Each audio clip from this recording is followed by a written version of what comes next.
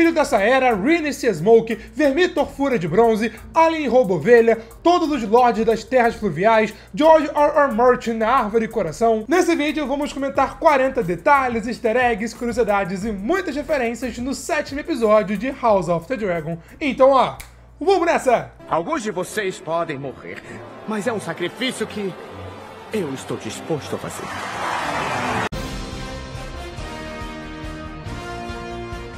Fala pessoal, eu sou o Pedro e primeiro vamos comentar as informações gerais sobre esse episódio. Ele tem direção de Lone Peristeri, tem roteiro de David Hancock, que também escreveu o 3º episódio, se chama A Semeadura Vermelha, está com nota mais ou menos 9 no IMDb e foi o 2º episódio mais caro da temporada, atrás apenas do Pouso das Gralhas. A abertura não muda, mas eu quero fazer meio que uma correção do meu vídeo do 6º episódio. Aparentemente esse aí no meio não é o Sir Criston Cole, e sim é o Aemond, já que a batalha simbolizou a sua ascensão ao trono. Quanto a essa parte preta, eu trouxe duas possibilidades anteriormente e eu acertei.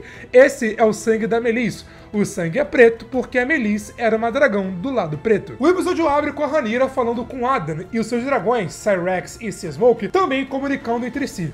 Os dois dragões já ficaram muito tempo juntos em Porto Real, ali no Fosso, quando a Rhaenyra era casada com Laenor Velaryon. Mas mesmo os dois já se conhecendo, cada um está protegendo o seu montador. A Syrax protegendo a Rhaenyra e o Seasmoke protegendo o Addan. Essa cena me lembrou muito o Drogon protegendo a Daenerys. Ninguém podia chegar perto da Daenerys sem o Drogon dar um berro. O Seasmoke dá um rugido quando a Rhaenyra se aproxima, mas quando ela se entende com Addan, a expressão do Seasmoke acaba mudando. E como dá pra ver por esse take, o Seasmoke é maior do que a Syrax. Addan diz que ele se chama Addan de Casco. Ele se chama assim porque ele e o seu irmão Alyn são bastardos que nasceram na Vila de Casco. A Vila de Casco é essa vila que vimos nos episódios anteriores. A não ser que a série faça uma mudança quando comparada ao livro, colocando a mãe deles para ser uma bastarda, ou filha, ou uma neta de uma bastarda Targaryen, a mãe do Addan e do Alyn não tem nenhuma conexão com a casa Targaryen. Chamada Marilda, ou Ratinha, ela era filha de uma construtora naval. Quando ela tinha 16 anos, ela deu à luz a Addan, e quando tinha 18, deu à luz a Alyn. Após a morte do seu pai, já com seus 2 filhos, ela vendeu as coisas do seu pai e comprou uma coca mercantil chamada Ratinha, e saiu viajando por aí, viajando pelo alto mar. E no livro, no presente da história, a Ratinha já tem 7 navios. A série deve fazer algumas mudanças. Eu acredito que a Marilda já morreu aqui no presente da história, já que, né, ela não apareceu anteriormente. Mas acredito que eles serem filhos da Marilda, e quem é a Marilda é canônico, como o Addan citou. Agora, se vão fazer a Marilda ser uma bastarda Targaryen, assim o Addan teria sangue Targaryen do lado materno e paterno, mesmo que fraco, vamos ver no próximo episódio ou só na próxima temporada. Vimos que após o ataque no episódio anterior, a Alicent vai ter um corte aqui no seu pulso. Nada grave, mas que, né, vai gerar uma cicatriz. Curioso, ela foi cortada por alguém que apoia a Rhaenyra, e ela foi cortada no mesmo lugar que ela cortou a Rhaenyra lá no 7º episódio da primeira temporada. Ou seja, agora as duas têm uma cicatriz no mesmo lugar. Logo após a conversa com o mestre, ela pede para o Sir Rickard levá-la para dar um passeio no bosque. No livro, Sir Rickard Thorne fica encarregado de cuidar de Maelor, o 3º filho de Aegon com Rhaelena, mas como aqui na série ele não existe, vão adaptar o arco dele e colocá-lo para ser guarda pessoal da Alicent. Agora, o que vai rolar com ele, vamos ver para poder descobrir. Vimos o Aemond mandando 2 soldados para a muralha, soldados traidores. Esses são os mesmos soldados que acompanharam Aegon lá no 3º episódio, que ele leva para o bordel naquela cena onde ele humilha o Aemond.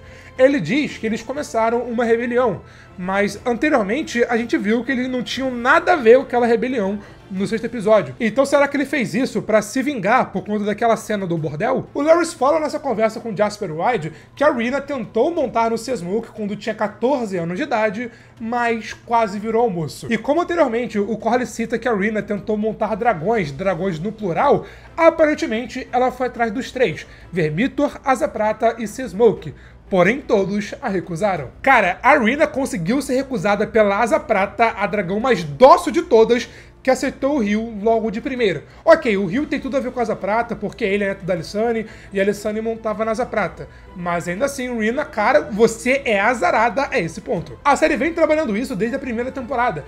todo mundo tem dragão, menos a Rina. A Rina tentou, mas ela não conseguiu. Então, aparentemente sim, ela vai atrás e deve conseguir montar no Roubo Ovelha. Gostei que o Adam quer aprender como montar um dragão. Ele quer aprender a ser um montador competente, valioso, além também de querer aprender Alto Valeriano para, né, conseguir se comunicar com Seasmoke. O Aegon, ele fala inglês com Sunfire e é isso.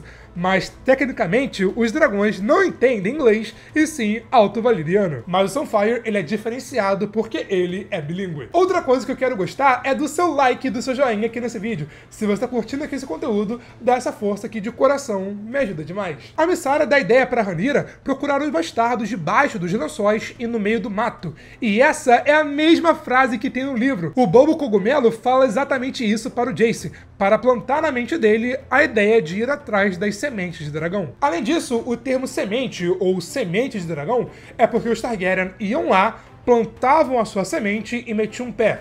Aí tinha um bastardo, esse bastardo tem filhos, que tem filhos, e assim a semente daquele Targaryen vai sendo passado de geração para geração. Falando nisso, por que existe tantos bastardos Targaryen em Porto Real e em Pedra do Dragão? Bom, os Targaryen ficam na ilha de Pedra do Dragão há mais de 200 anos, desde que Aenna Targaryen fugiu de Valíria. O livro nos conta que, embora a tradição do incesto tenha sido mantida, né, até hoje, o sangue da juventude era fervoroso, era quente, e alguns Targaryen buscavam prazeres com as filhas ou até mesmo esposas dos seus súditos.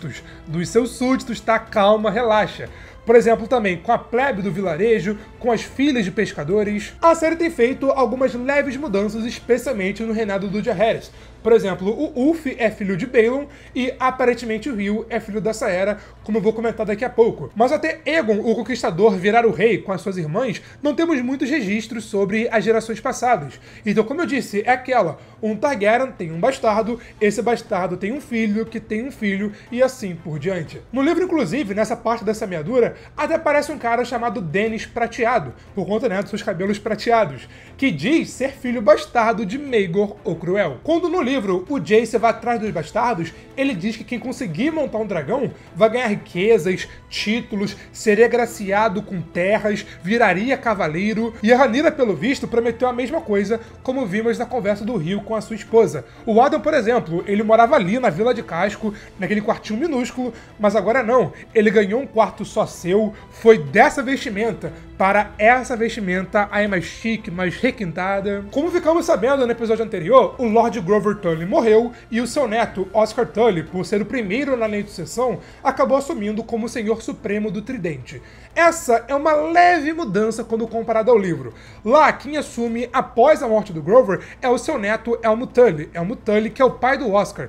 E quando Elmo Tully morre, quem assume é o Kermit, que é o filho mais velho do Elmo Tully. Mas como na série ficamos sabendo que o Elmo Tully morreu e o Kermit não existe, o Oscar acabou assumindo. Eu até vi um tweet da Mikan e eu acho que faz sentido. Eles tiraram o Kermit porque na hora você fala Kermit, bum, lembra desse Kermit lá de Muppets. Agora, Oscar é o nome mais famoso, mais conhecido, e faria mais sentido pra galera identificar. Durante a reunião, ali perante a Árvore do Coração, vimos todos os lords importantes das terras fluviais. Na reunião estão presentes os lords Tully, obviamente, Blackwood, Bracken, Piper, Strong, ali com Simon Strong. Essa mulher é da casa Mallister, esse da casa Derry e esse da casa Mutton. Esse é o Alice Mutton, aquele cara que a Rhaenyra pediu pra tentar tomar o pouso das gralhas. E ali atrás, na Árvore do Coração, um dos rostos que está esculpido é o rosto do George R.R. Martin. Ele mesmo foi lá, visitou o set e viu essa homenagem pessoalmente. Cara, que maneiro! Vimos que para conseguir o apoio das terras fluviais, o Daemon teve que matar o William Blackwood, como condenação pelos seus atos. Agora, a casa Blackwood está sem um líder, mas ficamos sabendo no quarto episódio que o Benioff Blackwood só ainda não assumiu porque ele é jovem demais. Talvez sabendo que o Samuel Blackwood e o William Blackwood morreram e que o atual Lorde Supremo do Tridente é um jovem, talvez o Benioff finalmente assuma a casa Blackwood. Mas eu acho que só veremos isso lá na terceira temporada, não agora nesse final. E sim, Benioff Blackwood é o famoso bem sangrento. Logo após o Daemon matar o William Blackwood, temos mais um sonho do Daemon. Dessa vez, ele mais uma vez alucinando com Viserys. Com Viserys perguntando se o Daemon ainda quer a coroa. Antes, ele vê um bode preto. Bode preto que significa o diabo, o coisa ruim, a morte. O bode preto aparecer para o Daemon logo após ele matar alguém, como resultado de milhares de mortes, e depois o Viserys falando que a coroa só traz dor, isso serve perfeitamente para o Daemon. O Daemon não serve para ser rei. Se ele for rei, ele só vai trair mais e mais morte. Então, tendo isso em mente, eu acho que o bode preto é mais para isso. Não para falar que o Daemon vai morrer logo ou algo parecido. Não. Pra falar que, se o Daemon continuar seguindo esse caminho de querer a coroa acima de tudo, mais e mais mortes vão ocorrer, ou seja, é melhor ele parar com isso. Vimos o Aegon tentando voltar a andar, mas coitado, falhando. Querer dizer que o grande mestre, cara, o bicho é muito competente, tá? Em questão de dias, o Aegon tava assim, depois ficou assim, e agora já tá assim. E ele assim, não dá pra negar quem é o seu pai. Ele vai ter cicatriz pro resto da vida, mas pelo menos ele já está se recuperando até que rápido. Lembrando que o Larys Strong mandou tirar o leite de papoula. Ele vai estar bem consciente, porém vai ficar sentindo várias dores. Corlys sugere para o Allen que ele participe da semeadura, para quem sabe montar um dragão, mas ele recusa, dizendo que é feito de sal e mar, justamente como o herdeiro que o Corlys precisa. Perceberam que a série está trabalhando isso sutilmente? Não é spoiler, tá? Só você prestar atenção nos diálogos que você vai entender essa relação. Mas o Corlys falar pro Allen tentar domar um dragão é uma referência aqui a Fogo e Sangue, já que no livro o Allen participa da semeadura e até tenta ir atrás do Roubo-Ovelha. Mas dá tudo errado e ele só não morre porque o Addan apareceu com seu Smoke e eles conseguem espantar o Roubo-Ovelha. Não tinha como se rolar na série porque o Roubo-Ovelha está bem longe, lá no Vale de Arryn. A Rhaena até abandonou seus irmãos, Aegon e Viserys, para procurar o Roubo-Ovelha entre as montanhas. Como vimos, só Aegon e Viserys estão indo para Pentos, justamente porque o Red Aratis adora o pai deles, o Daemon. E claro, eles vão para lá com Tempestade e provavelmente com os 4 ovos de dragão. E o Joffrey vai ficar ali no Vale de Arryn com a Dany Arryn, como a Rhaenyra pediu. Vimos a Alicent na Mata do Rei, que é ali bem pertinho de Porto Real. Essa é a mesma mata que o Robert Baratheon foi caçar e foi atacado por um javali. E a mesma mata que o Viserys foi caçar para celebrar o aniversário do Aegon no 3º episódio da 1ª temporada. Só que o Cervo Branco apareceu para a Rhaenyra. Na conversa do Jace com a Rhaenyra, temos um foreshadow. Foreshadow é quando a série planta alguma coisa que só vai acontecer no futuro da história, meio que dando um teaser, tipo assim, olha só, fica ligado que isso vai rolar. Como esse é um vídeo de easter eggs e referências, eu quero comentar sobre essa parte aqui nesse vídeo. Mas como isso é um spoiler, fica o aviso de spoilers até esse minuto aqui, combinado? O Jace teme que um dos bastardos traia a Rhaenyra e decida que ele vai governar os 7 reinos. E é justamente isso que acontece no futuro da história. Eventualmente, Hugh e Ulf vão trair a Rhaenyra e se aliar com os Verdes. E depois eles vão trair os Verdes para roubarem o trono para si. Eles vão querer roubar o trono do Daemon, já que nesse momento o Aemond já morreu e o Aegon tá desaparecido. Acredito que do mesmo modo que a série trabalhou aos poucos ao longo da temporada a motivação do Hugh para ele atrás do Vermithor, como vimos nesse episódio, eles também devem trabalhar a traição dos dois, e de pouco em pouco trabalhando isso para ter um background para a traição. Já que no livro é muito do nada, é um plot twist, claro, mas é muito do nada, sabe? Não tem muita explicação do por trás. Acho que a série vai dar mais contexto e mais camadas. Na conversa onde os amigos do Ulf o convencem aí na semeadura, eles dizem que o navio vai partir na hora do morcego, que como vimos nessa cena, a hora do morcego é de noite, mas não a noite profunda. E quando eles falam é um acerto de contas com Aemond, é porque agora, ele tendo um dragão, ele vai poder ajudar a se vingar do Aemond e dos Verdes pela falta de comida, ajudando a colocar a Rhaenyra lá no Trono de Ferro. Falando no Rio, ele fala ali pra sua esposa que a sua mãe era irmã do pai do Daemon, Viserys e Ulf, ou seja, a sua mãe era irmã do Balon, que é o filho de Jaehaerys e Alysanne. Aparentemente, o Rio é filho da Saera, a filha problemática do Jaehaerys, Alysanne, que fugiu de Porto Real e foi virar profissional do sexo lá em Essos. Se for seguir exatamente o livro, não tem como o Rio ser filho da Saera, as contas não batem. Porém, como a série tem feito algumas mudanças, como por exemplo o Ulf ser filho do Balon, já que isso não rola no livro, talvez eles mudem o arco da Saera e a Saera seja um pouco mais velha. Assim, ela teve o Rio ao ponto do Rio ter idade parecida ali com Daemon. O Rio diz que tinha vergonha da sua mãe porque ela era uma profissional do sexo, e por isso ele preferiu seguir o seu próprio caminho. Então, ele pode ter sido de Essos, que é onde Saera vive, e indo parar em Porto Real. Como eu disse, se for seguir fielmente o livro, as contas não batem pra, ele ser filho da Saera.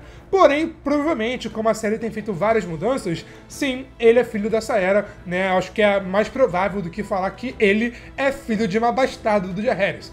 Jaehaerys foi fiel a Alysanne e eu prefiro manter assim. Talvez tenha uma cena do Ryu comentando mais sobre a sua mãe, explicando que ele é filho da Saera, mas se o Ryu for realmente filho da Saera, isso torna as coisas ainda mais interessantes. Porque Saera era a filha negada de Jaehaerys, e agora o filho dela montou no dragão que era dele. Eu já falei isso em uns 2, 3 vídeos de detalhes, mas vou falar de novo porque o que é bom tem que ser ressaltado. Eu tô doido pra sair a trilha sonora da segunda temporada. As variações de Fate of the Kingdoms por Ramin Djawad, nossa, são incríveis. Um exemplo, cara, é a trilha sonora nessa cena da Alicent. Nossa, arrepiou tudo todas as vezes que eu vi essa cena. Vimos os bastardos chegando em Pedra do Dragão, e quem conseguiu montar em Vermithor e Asa Prata foram Ulf e Ryu Martelo, os dois que são netos do Jaehaerys. Os Guardiões de Dragões recusaram participar da semeadura, e curiosamente a Ordem dos Guardiões de Dragões foi criada pelo Jaehaerys. Jaehaerys criou a Ordem dos Guardiões após Aeria Targaryen roubar Balerion e ir até Valyria. Ela voltou aí nesse estado, claro, ela morreu, e Balerion até voltou com um corte mais ou menos ali no seu peito. Então Jaehaerys criou a Ordem dos Guardiões de Dragões para protegerem e cuidarem dos dragões quando eles estão no fosso, ou ali, por exemplo, no Monte do Dragão. Eu comento tudo isso aí nesse vídeo, link na descrição. E lembra que eu vinha chamando atenção nos outros vídeos, que dava pra ouvir os barulhos dos dragões ali da ilha, nas cenas da biblioteca? Então, eu tava certo. O primeiro dragão a ser preparado para ter um novo montador foi o Vermithor, também chamado de Vermithor, o Fúria de Bronze.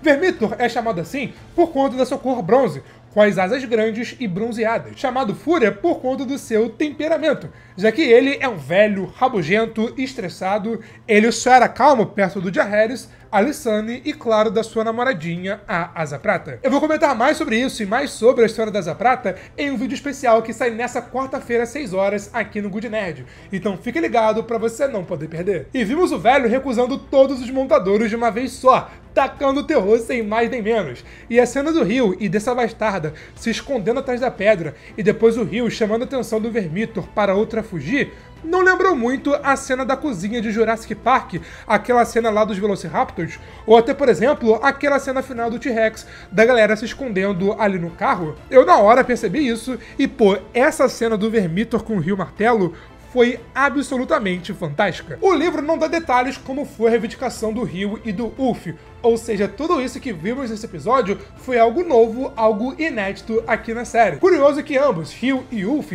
são netos do Jaehaerys, e se for confirmado que Ryu é filho da Saera, ambos são netos de Jaehaerys e Alysanne. Vermithor e Asa Prata carregaram Jaehaerys e Alysanne no passado, mas agora, anos depois, estão carregando os seus netos, Ryu Martelo e Ulf o Branco. E vale a pena dizer que o fogo do Vermithor era de verdade. Para fazer essa cena, a equipe chamou vários dublês e realmente tacou fogo em geral. Claro, tava todo mundo ali, com roupas especiais, roupas que cobriam todo o rosto, incluindo, claro, os olhos. Claro, eles tiveram todo o cuidado, mas ainda assim o fogo era de verdade. A produção realmente tacou fogo de verdade ali no set. Falando no Ulf, vimos ele ali no covil da Asa Prata, até pisando em um dos seus ovos. Em defesa dele, realmente não tinha como não pisar, tipo, tava muito escondido ali. Mas vale a pena dizer que ali tinha um ovo com escamas douradas e outro com escamas roxas. Já pensou o cara um dragão roxo? Nossa, seria muito maneiro. No livro não temos relatos da Asa Prata colocando ovos. Geralmente os dragões que conhecemos ou são filhos da Syrax ou são filhos da Dreamfire. Então eu acredito que esses ovos ali da Asa Prata não serão muito relevantes. A Asa Prata até citou o Ulf com mais facilidade, provavelmente porque sentiu que ele tinha o mesmo sangue da sua antiga montadora, já que Ulf é filho de Balon, que é filho da Alysanne, que montava na Asa Prata. Tem uma clara diferença entre Vermithor e Asa Prata. Vermithor ali, velho, rabugento, estressado, sem paciência. Asa Prata não. Asa Prata mais calmo, mais dócil, e ela sempre foi assim. Sempre foi mais calma e mais dócil com estranhos, assim como a Alysanne também era. Falando em Vermithor e Asa Prata, os dois basicamente cresceram juntos e passaram boa parte da sua vida juntos. E por ser os dragões de Jaehaerys e Alysanne, assim como Jaehaerys amava Alysanne e vice-versa, o O mesmo acontece com seus dragões. Vermithor amava Azaprata e Azaprata amava Vermithor. É dito que os dois ficavam se enrolando um no outro, ficavam perto um do outro, ficavam se enrolando na grama lá de Tom Breton. Se tem dois dragões que podemos dizer que eram um casal, esses são Vermithor e Azaprata. Eles pegaram o sentimento dos seus montadores e mantiveram o sentimento mesmo após a morte deles. Ainda sobre eles, no final vimos a Veigar perseguindo a Azaprata. Prestem atenção porque vamos lá. Azaprata era dragão de Alysanne. Alysanne, que era a mãe de Balon, Balon que montava a Veigar. E Veigar está perseguindo Ulf. Ulf, que é filho de Balon, o seu antigo montador. Cara, olha só. Falando de dragões, descobrimos no Conselho Verde que a Tessarion já voa. Tessarion, que é dragão do Daeron Targaryen, ela inclusive aparece no teaser do episódio 8. A análise completa desse teaser sai nessa terça-feira, meio-dia, aqui no Good Nerd, então fique ligado. Mas, cara, que alívio ver a Tessarion voando. Porque tinha um rumor aí de Twitter que o Daeron seria bastardo do Sir Criston Cole. Não seria filho do Viserys, e sim filho do Sir Criston Cole com a Alicent. Mas como agora a Tessarion já voa, ou seja, o Daeron consegue montar na Tessarion, é porque o Daeron é Targaryen mesmo, tem sangue Targaryen, ou seja, o Daeron não é bastardo e sim é filho do Viserys. Mais uma vez, os vazamentos estavam errados, graças a Deus. E atenção nisso, a Casa Hightower está enfrentando na Campina a Casa Bisbury mais aliados. Eu acho que a Batalha do Vinho-Mel só vai acontecer na terceira temporada, mas reparem, a série está sutilmente trabalhando isso e preparando o terreno para ela acontecer. Ulf levou Azaprata para Porto Real, para atrair o Aemond com a Veigar. Como vimos, o Aemond precisa ir para fora da cidade para buscar a Veigar. A Veigar é grande demais para caber no Fosso dos Dragões, e como não há espaço na cidade, ela fica ali perto da Mata do Rei. E detalhe, a véia tava assanhada. Ela queria ir pro fight mesmo sabendo que iria enfrentar 3 dragões adultos, 2 dragões grandes e também a Syrax. Reparem, na hora que gritam dragão, o Jasper Wylde olha para o Larys Strong. O Larys Strong não avisou para o Aemond sobre Sea-Smoke. E como do nada, bum, um dragão, na hora o Jasper Wylde pensou que fosse um ataque do Sea-Smoke. Então reparem nisso que eu achei interessante. Tá meio longe, meio borrado? Sim, mas podemos ver a imensidão do tamanho do Vermithor, cara. Olha o rio ali em cima dele, cara, parece uma formiga perto de um cachorro. E como a Rhaenyra disse, ele é o mais rabugento de todos. E é o segundo maior da Dança dos Dragões, atrás apenas da Veigar. A Rhaenyra não diz nada, mas a conexão dela com a Syrax é tanta que a Syrax rugiu em nome da Rhaenyra e o Vermithor, vendo isso, seguiu o baile. Meus amigos, que episódio bom. Lembrando, domingo 11h10 da noite vai ter uma live especial aqui no Good Nerd para comentar as primeiras impressões logo após o episódio. A HBO não vai mandar o episódio antecipadamente, então eu não vou conseguir ver antes, fazer o vídeo antes para, né, lançar logo após o episódio. Só que, para não perder a tradição e não deixar vocês sem conteúdo, domingo 11h10 da noite vai ter uma live especial aqui no Good Nerd para comentar sobre o episódio. E claro, segunda-feira às 6 horas sai um vídeo como esse, que é o vídeo de detalhes. Então eu conto com o apoio de vocês. Mas enquanto eu faço o vídeo analisando o preview do 8º episódio e também o vídeo da Azaprata, aqui eu comento a história completa do Sea-Smoke, que, cara, vai dar muito o que falar, e aqui a história completa do velho rabugento mais legal de Westeros, que é o Vermithor, o Fúria de Bronze. Mas foi isso, e eu te vejo na próxima. Valeu, falou e fui!